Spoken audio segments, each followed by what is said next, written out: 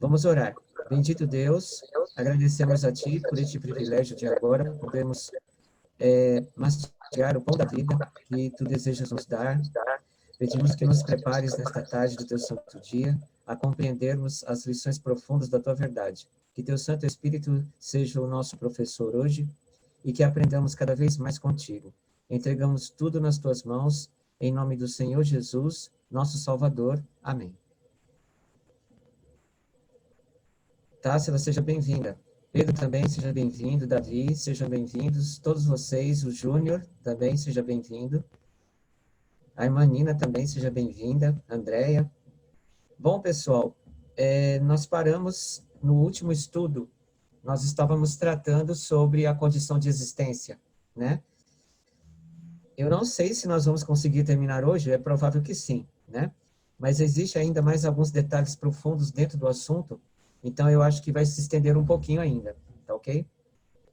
Bom, nós passamos no estudo passado acerca da condição de existência e a revelação da Trindade, e a Trindade passa a ser o eixo principal para a criação de todas as coisas. A revelação da Trindade é uma demonstração de que, de fato, Deus é trino e que, por ser Trindade, ele conseguiu realizar a satisfação da condição de nossa existência. Nós vimos no estudo anterior também que a condição de existência seria a igualdade com Deus para criar todas as coisas. Então, para que pudéssemos vir a existir, seria necessário que fôssemos iguais a Deus. Mas nós verificamos que se Deus fosse apenas uma pessoa, isso não seria possível, porque Deus teria que rebaixar a sua infinita glória, o seu excelso de glória, para poder criar um ser totalmente inferior a ele mesmo. E neste caso, Deus macularia a sua glória em nos criar. E também nós, sendo nós criados dessa forma, seríamos prejudicados, porque não suportaríamos a glória de Deus, o que nos levaria à condenação, ao pecado e à morte. Nesse caso, era necessário que tivéssemos mais de uma pessoa da Trindade. Seria necessário, então, uma segunda pessoa da Trindade. Mas nós vimos também que, mesmo sendo uma segunda pessoa da Trindade, Deus sendo apenas duas pessoas, também não seria suficiente, não seria possível Deus satisfazer a condição de nós existirmos. Porque a condição de existência requeria uma igualdade plenamente com Deus. E nesse caso, sendo Jesus a segunda pessoa da divindade, ele teria que abandonar a sua glória para nós podermos ser criados. Só que quando Cristo abandonasse sua glória para interceder por nós, a fim de sermos criados, essa glória seria deixada com o Pai. E Cristo, estando ele rebaixado, necessitaria de um mediador para protegê-lo da glória do Pai, porque o Pai não poderia ir além dessa intercessão de tomar a glória do Filho para si, a fim de que o Filho se rebaixasse. Nesse caso, o Filho seria fulminado pela glória do Pai, o que, nesse caso, representaria um fracasso na mediação de Cristo. E, nesse caso, não poderia Deus nos criar. E, diante dessa situação, seria, então, necessária uma terceira pessoa da divindade, o Espírito Santo. O Espírito Santo, como terceira pessoa da divindade, velaria, então, a segunda pessoa da divindade, que é Jesus, diante da glória do Pai, porque Jesus abandonaria sua glória para interceder por nós. Nós vimos que, nesse caso, o Espírito Santo, para interceder sobre a segunda pessoa da divindade, o Espírito Santo também deveria se rebaixar. Só que o rebaixamento do Espírito não iria manchar sua glória pessoal por causa da mediação perfeita de Jesus. Então, a ação do Espírito Santo estaria completamente submissa ao passo de Cristo. E, nesse caso, o Espírito Santo sempre daria testemunho da segunda pessoa da divindade, que é Jesus. Por meio disso, Cristo poderia, então, ser a oferta aceitável diante de Deus. E Deus, nessa circunstância que representaria o Pai, poderia aceitá-lo como sendo seu filho. Foi aí que surgiu a paternidade, e nós falamos para vocês no sábado passado, que a origem da paternidade estaria relacionada também à igualdade de natureza. Ou seja, o filho sempre terá de ser igual ao pai em natureza. Não pode ser diferente. E, nessa circunstância, o filho, ao se rebaixar, se não houvesse a mediação do Espírito Santo, o pai não poderia aceitar seu filho como filho, porque a glória do pai, a sua divindade, ainda seria superior ao ato do passo do filho, em interceder para nós sermos criados. Então, haveria necessidade da terceira pessoa da divindade, o Espírito Santo, para interceder sobre o filho, velando o filho da glória do pai, e, ao mesmo tempo, pela sua divindade, da terceira pessoa, no caso, estaria em igualdade colocaria Cristo em igualdade com o Pai. E o Pai poderia considerá-lo como filho. Aí sim, a paternidade estaria sendo estabelecida e Deus poderia criar definitivamente todas as coisas por meio dessa mediação proveniente de Cristo. Hoje nós vamos analisar melhor acerca desse passo que Cristo deu. Essa situação que eu passo para vocês hoje, acerca da condição de existência, no que diz respeito como fundamento para nós virmos a existir, isso não foi apenas uma aliança de promessa, como muito se acredita, mesmo em nosso meio, tá? Ou mesmo entre os teólogos estudiosos da Bíblia.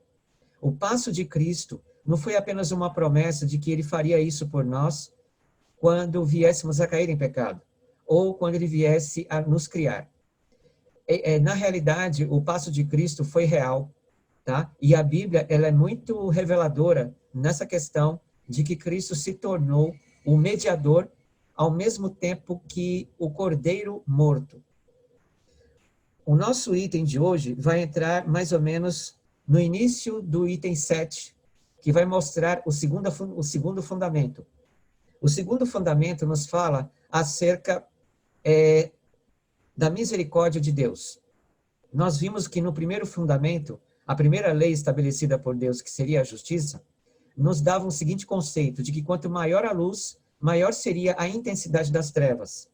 Isto é, quanto maior fosse a condição de existência, de sermos iguais a Deus para existir, maior seriam as trevas, ou seja, seria impossível nós virmos a existir, porque ninguém poderia ser igual a Deus. Como Cristo deu o passo para interceder por nós e o Espírito Santo intercedeu por Cristo, nós vimos aí a Trindade manifestada na pessoa do Pai, do Filho e do Espírito Santo. Diante disso, surge-se aí a segunda lei, que é a lei da misericórdia. E na lei da misericórdia nós temos um conceito ao contrário do conceito da justiça. Enquanto que a justiça diz que quanto maior a luz seria maior ainda as trevas, no conceito da misericórdia, quanto maior as trevas, quanto maior a sua intensidade, maior seria a luz, no seu brilho e fulgor. E o que isso significaria então? Significaria que a partir da mediação de Cristo, quanto maior fosse a condição de existência, a exigência de Deus de nós virmos a existir, o passo de Cristo em satisfazer esta condição, maior então seria a possibilidade de nós virmos a existir.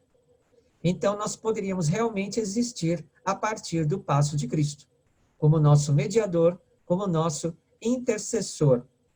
E isso só foi possível porque o Espírito Santo velou a glória do Pai sobre o Filho, e o Filho apresentou-se como sacrifício perfeito. Só que toda esta funcionalidade, toda esta missão cumprida pela Trindade, não foi uma questão teórica. É isso que eu quero que vocês compreendam. Isso, de fato, aconteceu no passado. Nós vimos, por exemplo, Isaías capítulo 51, versículo 16, a mão de Deus velando sobre o Filho para que os céus fossem plantados, ou seja, para que pudesse existir todas as coisas criadas. Isso nós vimos em Isaías capítulo 51, versículo 16. Em Hebreus capítulo 9, versículo 14, nós vimos que somente por meio do Espírito Santo, Cristo seria aceitável como oferta para interceder e dar o passo de satisfazer a condição de existência, a fim de que nós pudéssemos vir a ser criados pelo seu poder. Em Lucas capítulo 1, versículo 35, foi revelado isso quando Maria esteve grávida. O Espírito Santo lançou a sua sombra sobre Maria e Jesus pôde adentrar no santuário humano de Maria, de modo que Jesus pudesse ser fecundado. Isso quer dizer que a mediação do Espírito Santo até sobre Maria foi necessária, da mesma forma como aconteceu na condição de existência, na presciência, antes de nós todos virmos a existir. A Bíblia Sagrada nos fala também, em Mateus capítulo 3, versículo 17, acerca do batismo de Jesus. Quando Jesus saiu das águas, o Espírito de Deus pousou como pomba sobre Jesus. Isso vocês se lembram bem, né? Até nos filmes a gente vê essa evidência histórica. E isso tem uma significação, tá? Essa significação da pomba pousar sobre Jesus estaria relacionada exatamente acerca da mediação do Espírito Santo sobre Jesus na presciência, antes de tudo vir a existir. Aqui no texto de Mateus 3, versículos 16 e 17, diz o seguinte: E sendo Jesus batizado, saiu logo da água. E eis que se lhe abriram os céus, e viu o Espírito de Deus descendo como pomba, vindo sobre ele. E eis aqui uma voz dos céus que dizia: Este é o meu Filho amado, em quem me comprazo. A presença do Espírito Santo, como um animal, como uma pomba, tinha uma significação de mediação, intercessão sobre a pessoa de Jesus, quando Jesus saiu das águas. E isso foi uma evidência histórica no tempo de João Batista. Isso de fato aconteceu. Porém, na presciência, isso também aconteceu quando nós lemos, por exemplo, no livro de Salmos. No capítulo 91,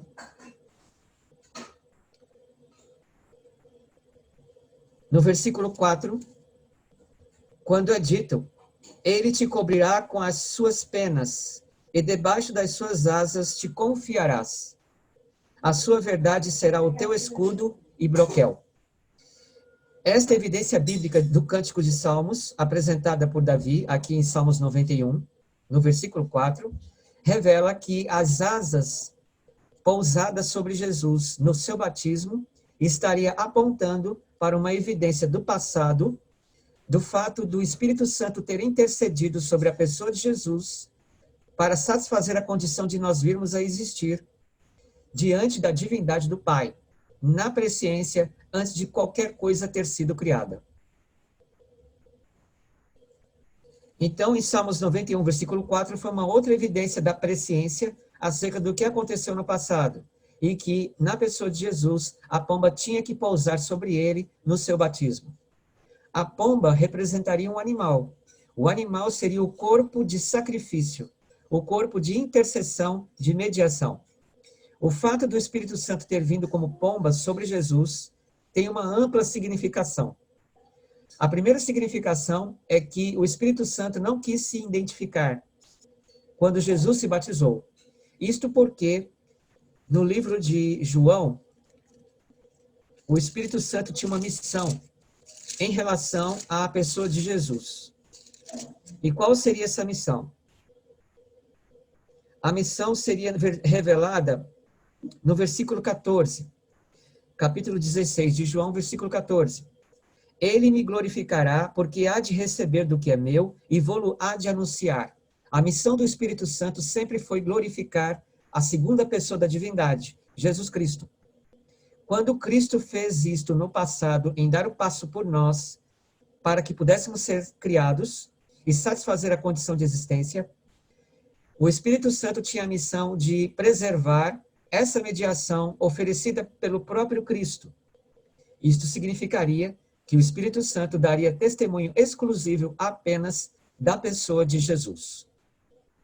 Então, o Espírito Santo, ele nunca se identifica. Ele sempre estará identificando Jesus. Ele não tem essa função ou missão de se autorrevelar, mas ele revela Jesus e o Pai, a unidade do Pai e do Filho, porque foi por causa dele que surgiu a paternidade, a relação entre pai e filho, na pessoa da divindade de Jesus e na pessoa da divindade do Pai, a primeira pessoa da divindade. E nessa relação, o Espírito Santo satisfez toda a missão da satisfação da condição de existência e da intercessão de Cristo para nós sermos criados. Não foi diferente quando o homem caiu em pecado. Jesus também veio em homem, na forma humana, sem pecado, para nos resgatar, para nos salvar. E quando Jesus se batizou, a pomba pousou sobre Jesus.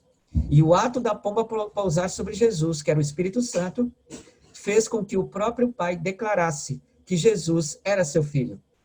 Então, a mediação do Espírito Santo é uma profunda missão por parte do Espírito Santo em interceder nessa relação de pai e filho, de modo que a condição de existência pudesse ser satisfeita e nós pudéssemos vir a existir pelo poder criador da segunda pessoa da divindade, que seria Jesus.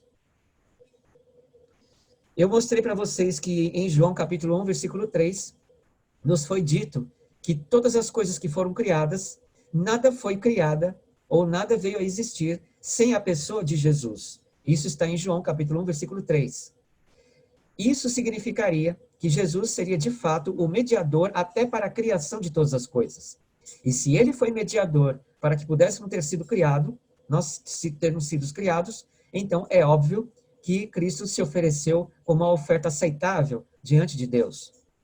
Só que eu declaro novamente, esse acontecimento não foi apenas um laço de promessa, ou um contrato de promessa. Isso de fato aconteceu. Quando Cristo deu esse passo e surgiu a lei da misericórdia, que seria a maior intensidade das trevas, pôde surgir assim o maior brilho da luz, que seria a segunda lei, aconteceu de que todos nós pudéssemos passar a existir em correalidade com Deus, por causa da mediação real de Cristo. Um exemplo disso está em João capítulo 1, nos versículos 4 e 5. João capítulo 1, versículos 4 e 5, quando diz assim: nele, em Jesus, estava a vida, e a vida era a luz dos homens. Então, se Jesus era a luz de Jesus era a vida não só de homens, mas de todos os seres que viriam a existir. E no versículo 5 diz: e a luz resplandece nas trevas, e as trevas não a compreenderam.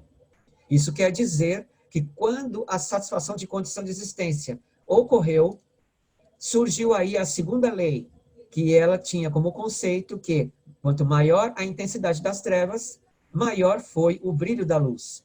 As trevas não conseguiram deter a luz do passo de Cristo por meio da mediação do Espírito Santo e a aceitação do Pai como o Filho sendo o único sacrifício aceitável, de modo que a condição de existência fosse completamente satisfeita, resolvida. Então, todos aqueles que foram criados na perfeição passariam a ser iguais a Deus pela mediação de Cristo. Por quê? Porque Cristo é Deus.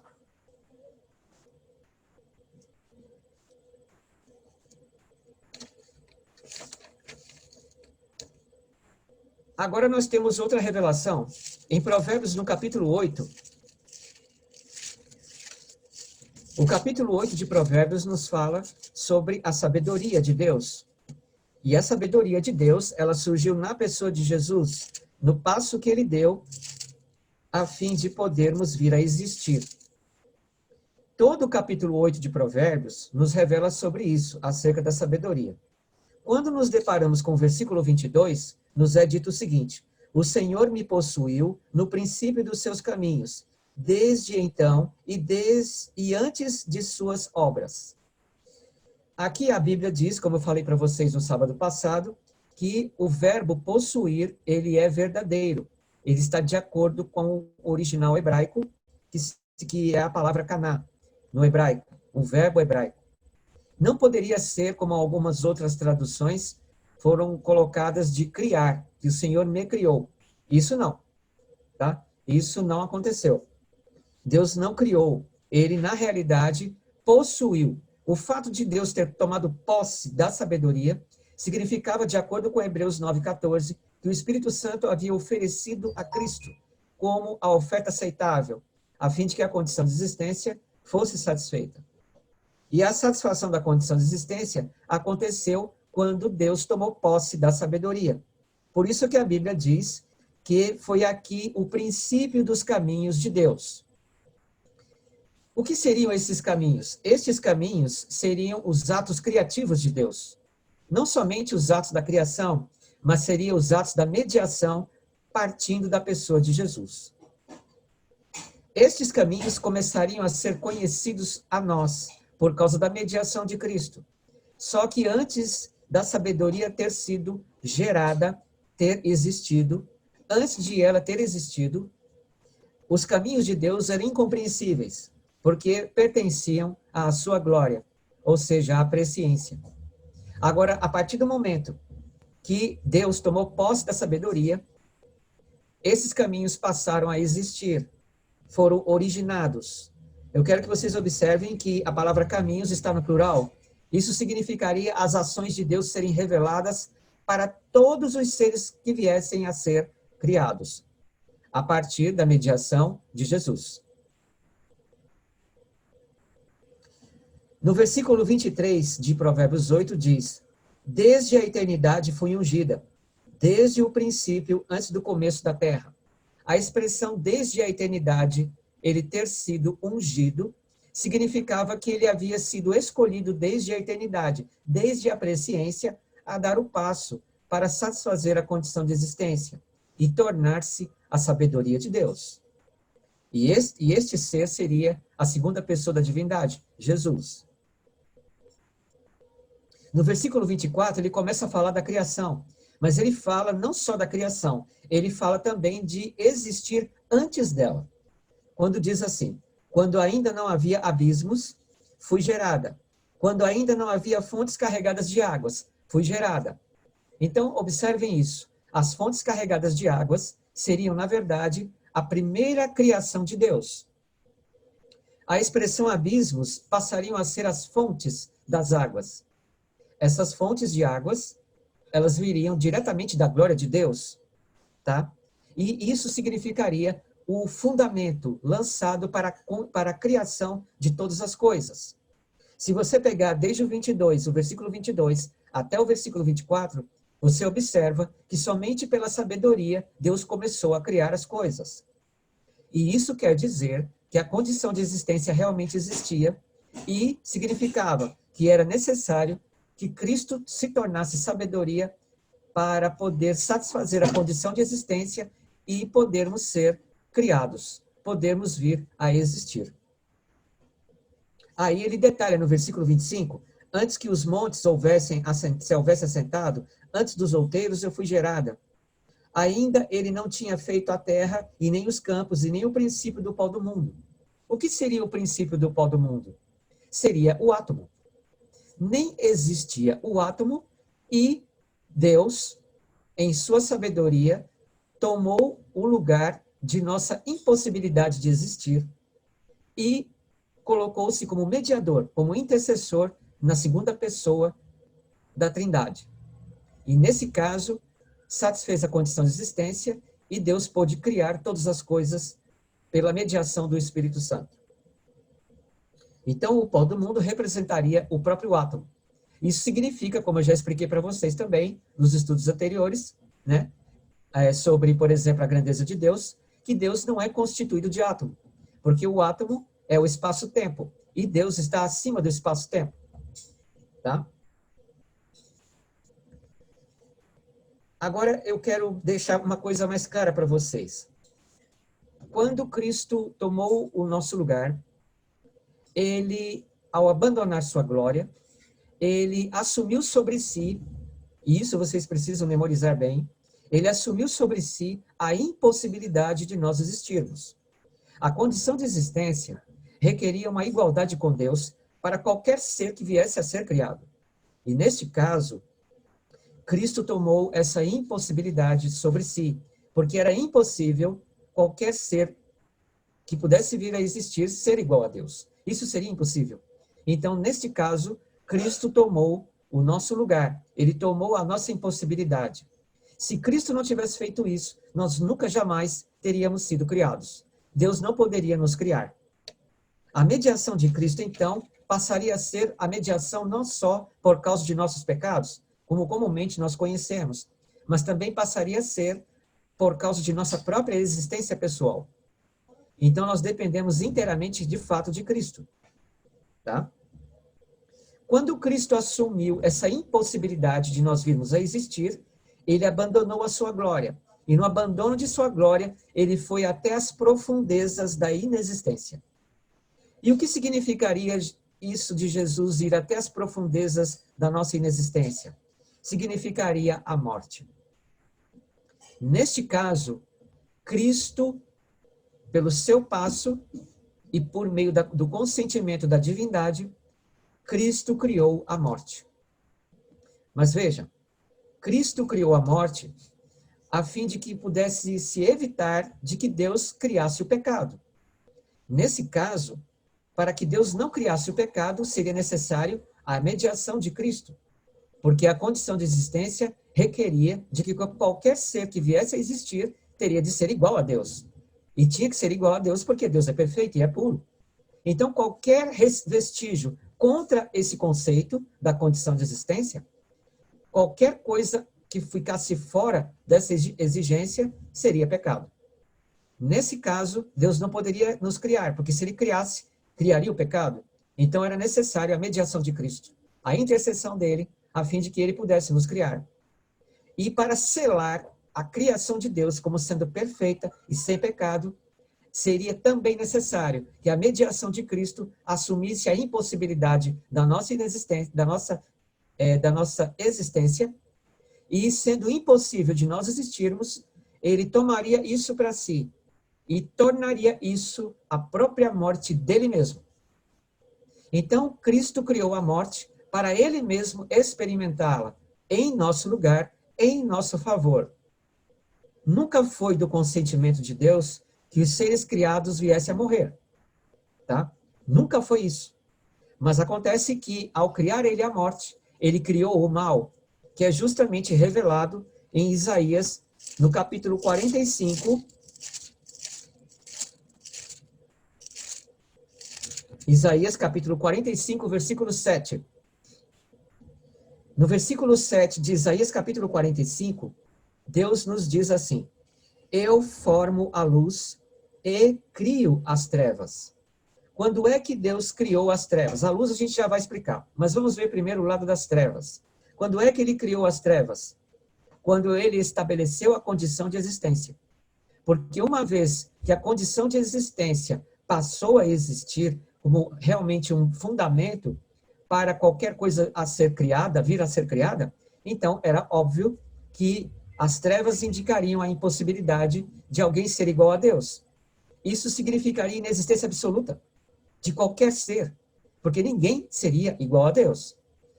Outra coisa importante que vocês precisam entender é que essas trevas aqui não significaria meramente uma escuridão no espaço, tá? Não é isso. Na presciência, na glória de Deus, a escuridão do espaço não existia, como nós hoje conhecemos. Ela não existia. Quando se diz aqui que ele criaria as trevas, ele estava indicando que ele criaria a inexistência. E Deus, ao criar a inexistência, seria produto, então, da condição de existência. Porque a condição de existência seria uma exigência da parte de Deus para que algo pudesse ser igual a ele, para que pudesse existir, mas isso não existiria. Nada poderia ser satisfeito nesse caso. Então, seria criada as trevas. As trevas como inexistência de qualquer ser igual a Deus.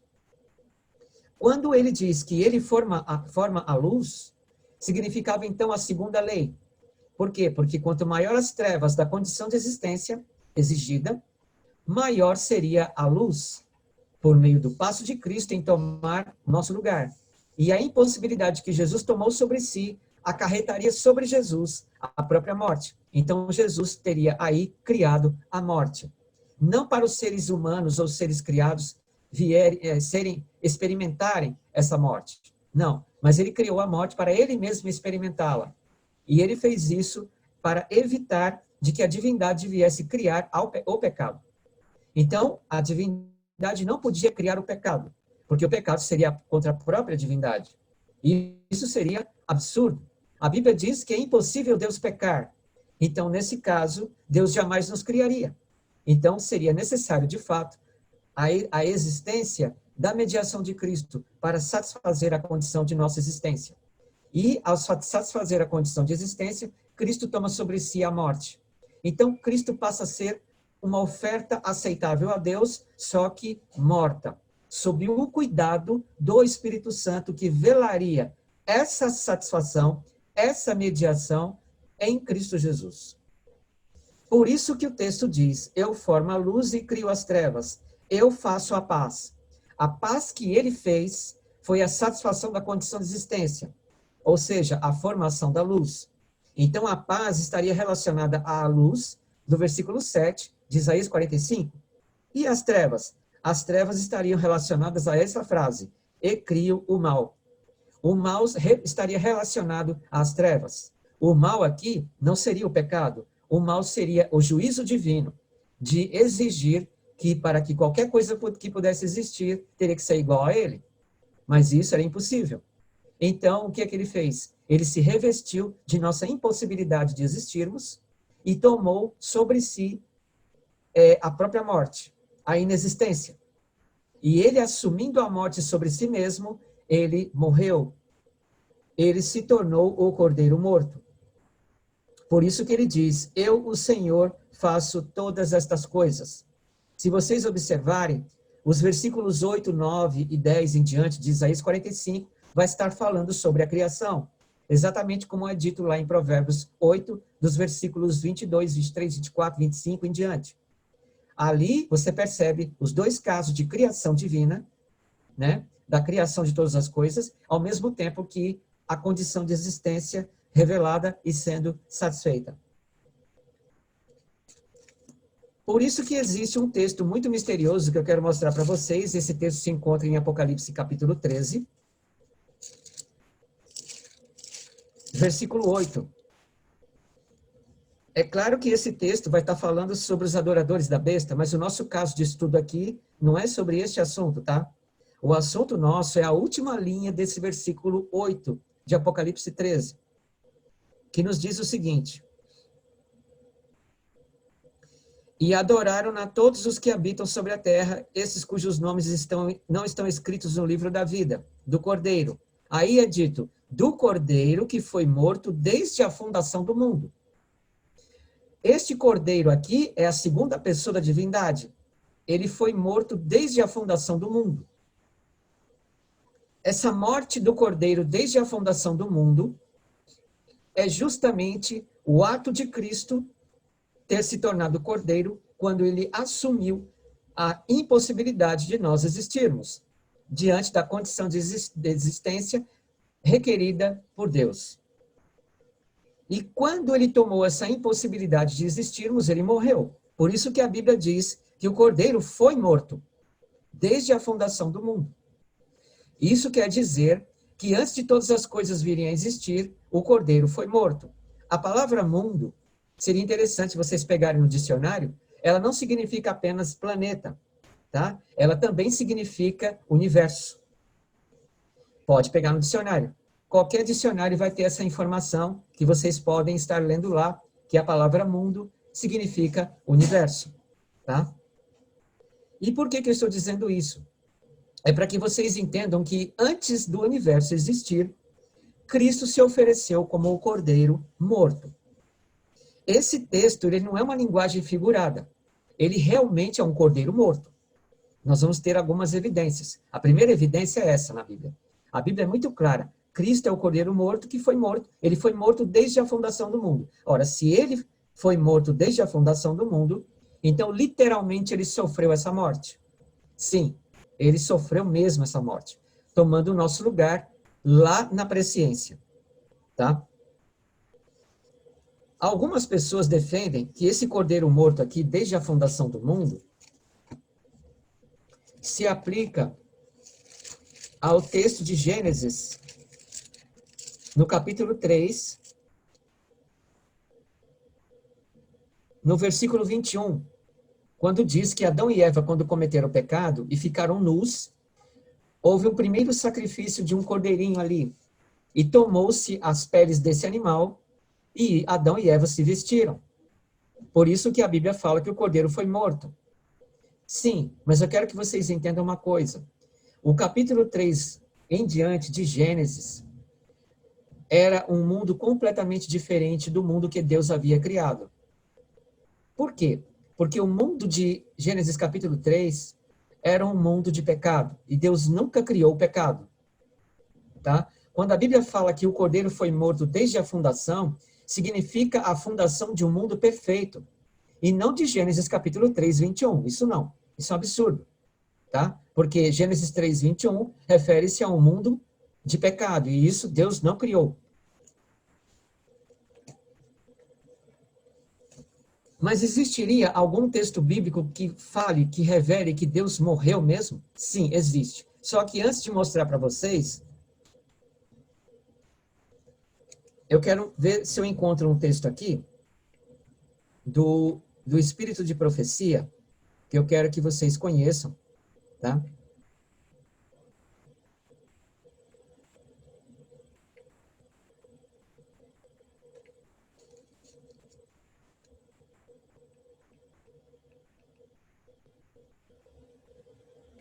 Esse texto, ele se encontra no Mensagens Escolhidas, no volume 1. E aqui ela explica o seguinte: Cristo, nosso mediador, e o Espírito Santo estão constantemente intercedendo em favor do homem. Mas o Espírito não pleiteia por nós como faz Cristo, que apresenta seu sangue derramado desde a fundação do mundo. Então, quando que Cristo foi realmente apresentado como Cordeiro morto? Desde a fundação do mundo. Então, o sangue dele é que foi derramado desde a fundação do mundo. E isso deveria acontecer para a satisfação da condição de nossa existência. Isso ocorreu, de fato, na presciência de Deus. Tá? Então, não se aplicaria àquele animalzinho que foi morto para vestir Adão e Eva, porque aquele animalzinho era apenas um símbolo. E a Bíblia não está falando de símbolo, a Bíblia está dizendo que, de fato, Cristo é o Cordeiro morto desde a fundação de todas as coisas. A expressão desde a fundação não significa que quando houve a fundação é que aconteceu a morte. Não. Significa o seguinte: essa expressão desde a fundação significa que o Cordeiro, ao ser morto, ele seria a condição para a fundação de todas as coisas. Então, este Cordeiro morto teria que ser antes de todas as coisas. A expressão desde a fundação ou antes da fundação é a mesma coisa, tá? Tem o mesmo sentido, a mesma aplicabilidade. Tá? Não é diferente, não existe diferença nesse caso. Porque o ato do cordeiro morto tinha que ser um ato completo, e este ato só pôde ter sido antes de todas as coisas virem a existir. No livro Evangelismo,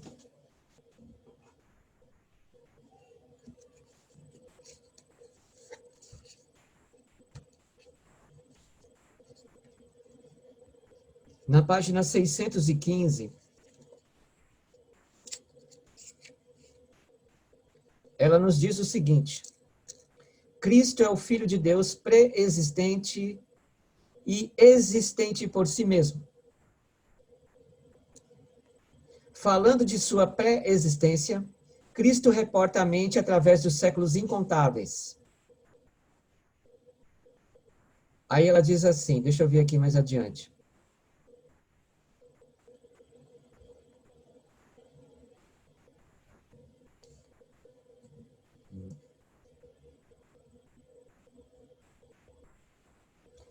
Ao passo que a palavra de Deus fala da humanidade de Cristo, quando na Terra, fala também positivamente de sua pré-existência. Agora ela vai explicar o que seria essa pré-existência de Cristo. Não se representaria apenas a sua divindade, mas existe um mistério por trás dessa pré-existência de Cristo. A palavra existia como um ser divino, mesmo como o eterno Filho de Deus, em união e unidade com seu Pai. Aí ela diz, desde a eternidade fora o mediador do concerto.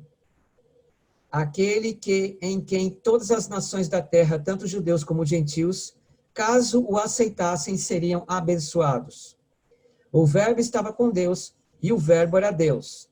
Aí ela diz, antes que os homens ou anjos fossem criados, o verbo estava com Deus e era Deus. Então, aqui ela deixa bastante claro que Cristo, como segunda pessoa da divindade, ele passou a ser o mediador antes mesmo de anjos terem sido criados, antes mesmo de qualquer coisa ter sido criada. Isto significaria o Cordeiro morto desde a fundação do mundo.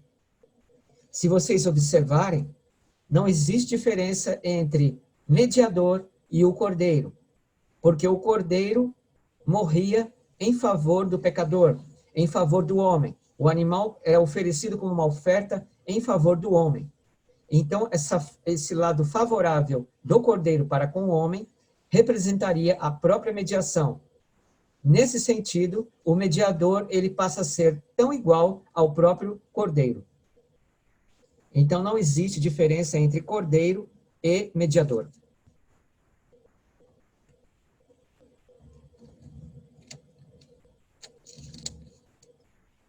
Uma pergunta. Onde nós podemos encontrar na Bíblia a morte do Cordeiro? Agora eu vou mostrar para vocês na própria Bíblia a morte do Cordeiro, onde foi satisfeita a condição de nossa existência.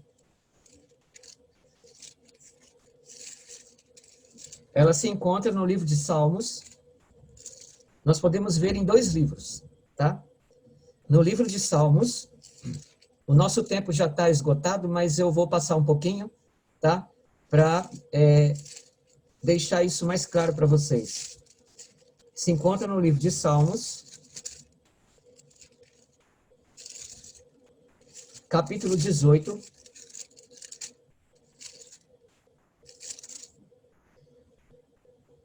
no versículo 11, tá? E tem um outro texto que também mostra essa mesma passagem. Eu vou mostrar já já para vocês, tá? Mas primeiro a gente tem que ver este texto de Salmos. Olha o que diz aqui. Aqui é dito que Deus fez das trevas o seu lugar oculto. O pavilhão que o cercava era a escuridão das águas e as nuvens dos céus. Fez das trevas o seu pavilhão oculto e o seu lugar oculto, e o pavilhão que o cercava era a escuridão das águas e as nuvens dos céus. Deus fez das próprias trevas o seu lugar para morada. Ele morou, ele se cobriu de trevas. Esse ato de Deus é a morte do Cordeiro, tá? Esse ato divino de ele se ocultar nas trevas, de acordo com o Cântico de Salmos, representaria a morte do Cordeiro.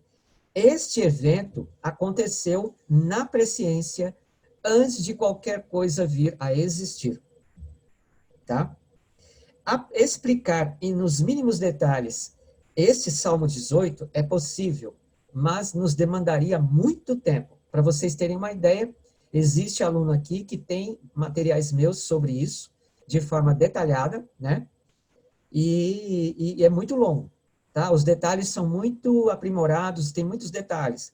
Mas o mais importante é que vocês agora compreendam esse fato, de que Deus ele se fez trevas. Ele tomou as trevas sobre si mesmo. Ele as usou como sua cobertura. E ele morou nas trevas. Essa morada, né? Esse lugar de sua morada representaria a própria morte. Porque a morte seria a inexistência.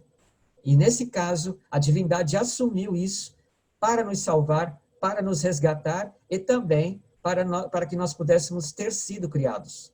É por isso que no Cântico de Salmos, no capítulo 18, o salmista enfatiza muito isso, que ele me livrou das muitas águas, ele desceu e veio e me salvou e me livrou. Então, estes detalhes que existem em Salmo 18 é de libertação, mas não apenas disso, refere-se também à condição de existência. Tá?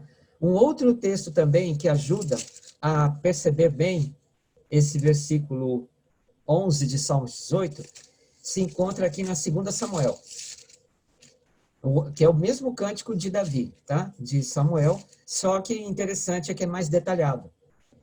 Ó, 2 Samuel, capítulo 22, tá?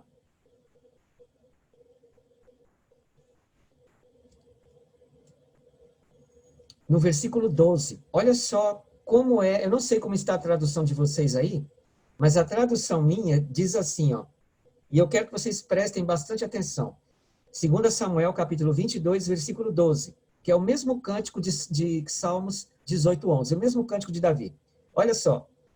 E por tendas pôs as trevas ao redor de si.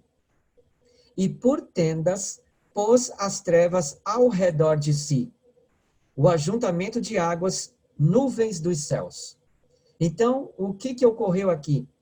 Aconteceu de Deus ter se coberto de trevas como se fosse uma própria tenda sobre ele. Uma tenda é um acampamento, é uma casa, né, armada. Então é aí que nós começamos a perceber que há um mistério nesse texto. Esse primeiro mistério, assim, de primeira instância, é nos revelar a morte do Cordeiro, porque ele se vestiu de morte. Ele se vestiu da própria escuridão. E essa inexistência de escuridade representaria a impossibilidade de nós existirmos, de acordo com a primeira lei, que é a justiça de Deus. E nesse caso, ele se revestiu dessa escuridão. O próprio Deus. Foi aqui que o Cordeiro foi morto desde a fundação do mundo.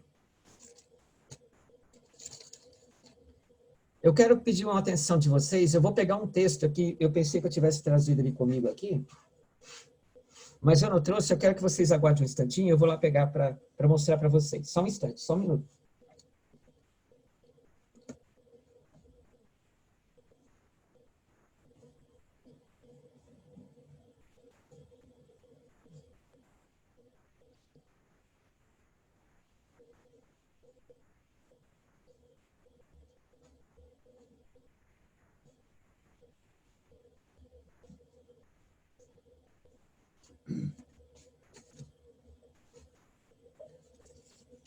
É aqui no livro Desejado.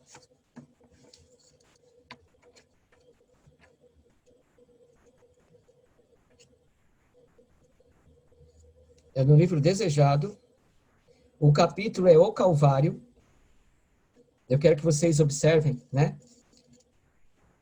Aqui ela está falando da morte de Jesus.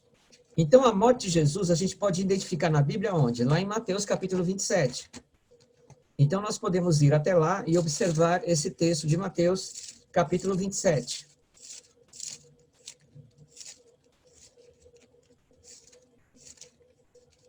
Mateus capítulo 27.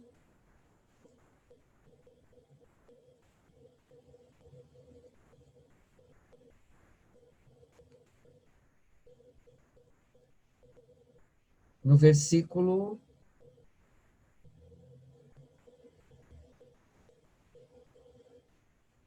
No versículo 50 em diante. Mateus capítulo 27, versículo 50 em diante. Deixa eu ver aqui. Diz assim, ó. E Jesus, clamando outra vez com grande voz, rendeu o espírito. E eis que o véu do templo se rasgou em dois, de alto a baixo, e tremeu a terra e fenderam-se as pedras. Este evento aqui sobre a morte de Jesus, existe um detalhamento aqui nesse cenário aplicado pelo escrito de Ellen White, aqui no livro Desejado, de todas as nações, no capítulo O Calvário. Então, aqui ela está dizendo assim, ó, com assombro, presenciaram os anjos a desesperada agonia do Salvador. Isso está na página 753 e 754, tá? Do livro Desejado. As hostes do céu velaram o rosto do terrível espetáculo. A inanimada natureza exprimiu sua simpatia para com seu insultado e moribundo autor. O sol recusou contemplar a espantosa cena. Seus raios plenos brilhantes iluminavam a terra ao meio-dia, quando, de súbito, pareceu apagar-se.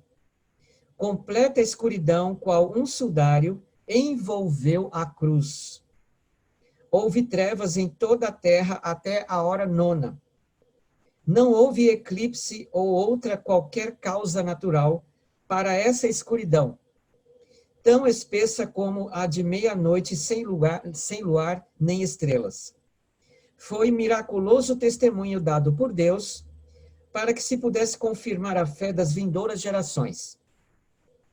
Aí ela diz o seguinte: naquela densa treva ocultava-se a presença de Deus.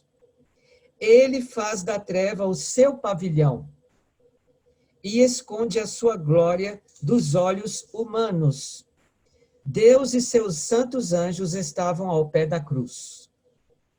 Quando a gente pega esse texto aqui, sob essa afirmação dela, ela está usando exatamente o Salmos capítulo 18, quando a gente compara esse texto com o cântico do salmista. Salmos capítulo 18, versículo 11. Só que existe uma coisa interessante aqui. O que é interessante é que ela fala que a escuridão que envolveu, que o próprio Deus esteve envolvido, foi a ausência da luz solar, da luz do sol. Por isso que ocorreu essa escuridão aqui. E na Bíblia, quando você vai consultar essa mesma escuridão, você percebe que existe uma diferença. Porque na Bíblia diz assim, ó, fez das trevas o seu local oculto. E no texto dela ela diz, naquela densa treva ocultava-se a presença de Deus. Ele faz da treva o seu pavilhão. Então a escuridão que Deus se ocultou diante da cruz de Cristo representava não só a morte de Cristo no ano 31, como aconteceu ali no Calvário, mas representava, apontava para o sacrifício que Cristo havia feito na presciência diante de Deus, para a satisfação da condição de existência. E por que isso? Porque no texto de Salmos 18, é dito que este pavilhão que cercava era a escuridão das águas. E aqui, no evento da morte de Jesus, o pavilhão que cercava a Deus eram as trevas por causa da ausência do sol. Então, há uma diferença de cenário aqui. Este cenário em que Deus se oculta por causa da ausência do sol, diante do Calvário de Jesus, é o cenário da morte de Cristo no ano 31 de nossa era. Do tempo em que os apóstolos todos estavam ali presentes. Mas a ocultação de Deus, como ele também fez aqui diante do Calvário, né? A ocultação de Deus, fazendo das trevas o seu pavilhão, eram a escuridão das águas. Então, a escuridão das águas que cercou a Deus eram diferente, de um cenário diferente da escuridão que a ausência do sol fazia e protegia a Deus na escuridão. Então, há uma diferença aqui. Essa diferença é que a escuridão da presciência representaria as águas que o envolveram. E aqui na história de Jesus, aqui representaria a escuridão pela ausência do sol. Nesse caso, a morte do Cordeiro diante de Deus na cruz era a mesma morte do Cordeiro na presciência, quando Deus fez das próprias águas o seu pavilhão e a sua escuridão para se ocultar para não ser visto. Essa ocultação da divindade na presciência seria a morte do Cordeiro na presciência, antes de nós existirmos. Então, com base nisso, nós concluímos, de fato, que ocorreu a morte do Cordeiro em Salmos 18, versículo 11, como também em 2 Samuel, capítulo 22, versículo 12, né? Deixa eu só confirmar aqui o versículo. 2 Samuel, capítulo 22,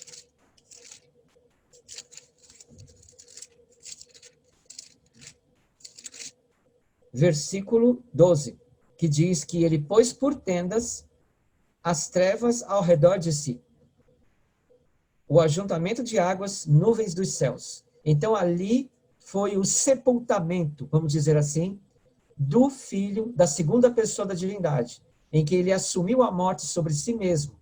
E, dessa maneira, ele, a partir dali, poderia ser revestido, ou seja, ressuscitado como mediador para interceder na criação e poder criar todas as coisas com perfeição.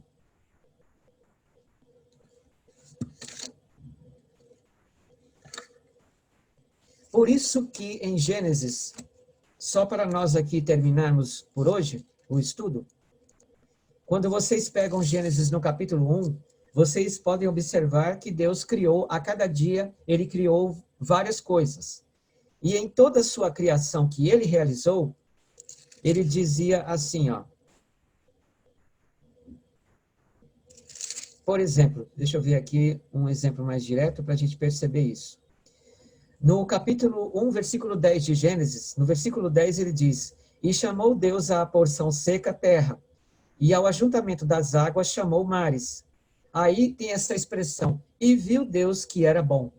Por que é que existe essa expressão divina?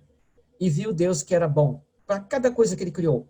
Porque ele percebeu que a mediação na condição de existência foi tão perfeita que ele pôde criar as coisas de forma perfeita. Então, tudo que ele criou foi perfeitamente criado. Tudo realmente era bom aos olhos dele. Então, não havia nenhum tipo de vestígio de iniquidade, de pecado, de debilidade, de fragilidade, de instabilidade dos átomos, por exemplo, para ele criar. Tudo foi criado de ordem perfeita. E isso é muito interessante nós observarmos. Por isso que para cada coisa que Deus criou, ele disse, e foi tarde de manhã primeiro, e depois diz assim, e viu Deus que isso era bom. Por que que ele viu isso? Porque ele tinha que, de fato, confirmar, testemunhar das obras da criação proveniente da mediação de Cristo. E que testificou aos olhos de Deus, aos olhos da divindade, que Cristo havia feito um passo perfeito em interceder para nós sermos criados. Ok? Então, eu concluo essa parte do estudo hoje, tá? No sábado que vem, nós vamos falar sobre os atributos de Deus, né? E depois, mais adiante, nós vamos entrar no plano da criação. Agora, eu vou estar aqui encerrando. Se vocês quiserem, se vocês tiverem dúvidas, podem perguntar no nosso grupo lá, vocês podem colocar a pergunta de vocês, né, no nosso grupo, porque daqui a pouco, gente, eu tenho uma outra sala com outros estudos, então eu não posso estar me atrasando muito aqui, tá? E qualquer dúvida que vocês tiverem, vocês podem colocar no grupo lá da nossa classe de estudos, tá? Da classe bíblica, e eu vou estar respondendo, com certeza, explicando melhor o que faltou, algum detalhe que não foi devidamente informado para vocês. E esse estudo deixa claro para vocês, então, que a condição de existência, ela esclarece a Trindade, a missão das três pessoas, né? O porquê que a primeira pessoa da divindade era o Pai, porquê que a segunda pessoa da divindade era o Filho, e o porquê de o Espírito Santo ser o Espírito. Porque o Espírito Santo, velando a Cristo, ele deu origem à vida. Por isso que ele passaria a ser o Espírito Santo, ou seja, o sopro de vida, né? O sopro santo de vida, tá? Então, gente, eu concluo por aqui. Se vocês tiverem perguntas, podem perguntar no grupo, ok? Deus abençoe a todos vocês. Na classe a gente não permite as perguntas, mas no próximo sábado a gente vai liberar um espaço para vocês perguntarem, tá? Aí vocês podem ter a liberdade de estarem perguntando, ok? Levi, eu concluo por aqui, tá? A gente conclui, então, o estudo de hoje.